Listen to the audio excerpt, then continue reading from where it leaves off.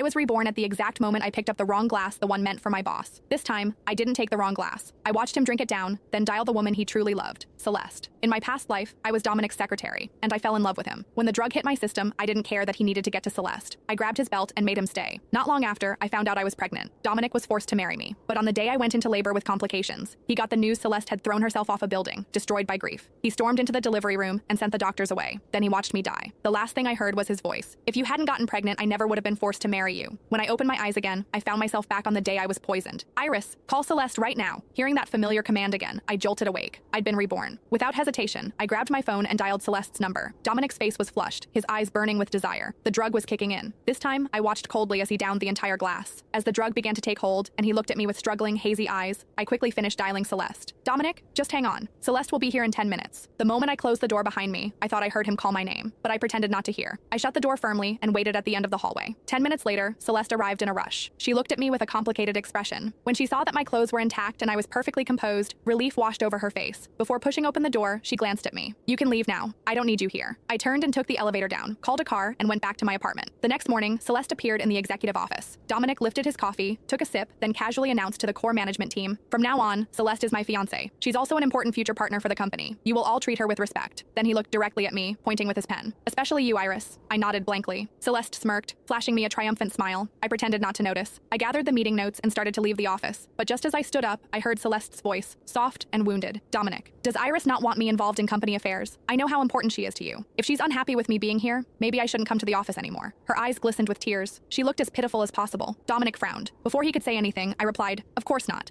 But if you're not satisfied with me, I'll make sure to stay out of your sight from now on." Without waiting for Dominic's reaction, I walked straight back to my office. Half an hour later, my office door swung open, and there he was, Dominic, staring at me with dark, stormy eyes. Instinctively, I wanted to close the door. I didn't want to deal with him, but Dominic blocked it with his arm, frowning as he looked at me. "Are you avoiding me? Why?" He leaned in closer, studying my face. "Are you upset? Because of Celeste?" I quickly shook my head. "No, I'm happy for you. You and Celeste finally get to be together." His eyes flickered with something unreadable. He seemed dissatisfied with my answer. "Is that the truth? Or are you just being passive-aggressive?" Then he scoffed. "Iris, don't tell me you still haven't gotten over me. 3 years ago at the company party, you kissed me when you were drunk. You think I didn't notice? The smartest thing you ever did was never confess. Because if you had, I would have laughed in your face. Laughed at how pathetic and delusional you are." He chuckled to himself, then walked over to my desk and yanked open the bottom drawer. He grabbed a thick stack of printed journal pages and scattered them across the floor, stepping on them. He leaned down close to my ear, his voice low. "I came here to tell you something. Yesterday, when I drank that wine, I saw the look in your eyes. You wanted to be the one to help me, didn't you? Thank God you didn't. Because if you had, I would have been disgusted for the rest of my life. You're not worth it." My heart clenched painfully. Even though I decided not to love him in this life, hearing those cruel words still hurt.